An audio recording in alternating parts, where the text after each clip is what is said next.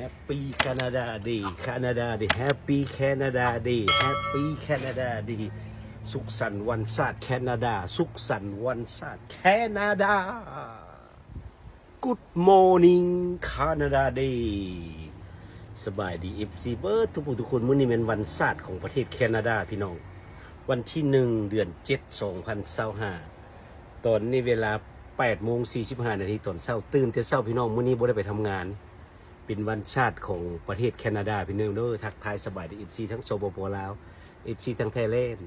FC ทั้งเมืองนอกน้ำเนาะเบิร์ดทั่วโลกพี่น้องโดยเฉพาะกับ FC อยู่ทางแคนาดาเฮา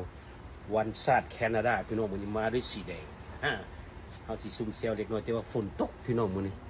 นี่ฝนตกแต่เมื่อคืนนี้มาบึดมันก็บ่ตกหลายดอกอากาศตอนนี้อยู่ที่23องศาอากาศก็สิฮอด27องศาแต่ก็สิมีครึ้มดีนบ่ฮ้อนมันบ่ตกมันเช้าตกแล้วแหละแล้วก็มีแดดตอนบ่ายๆฮอด27องศาพี่น้องมื้อนี้เป็นมื้อวันอังคารเดือน7วันที่1แล้วพี่น้อง Happy Canada Day Happy Canada Day Happy Canada Day Happy Canada Day Happy Canada Day พี่น้องสุขสันต์วันช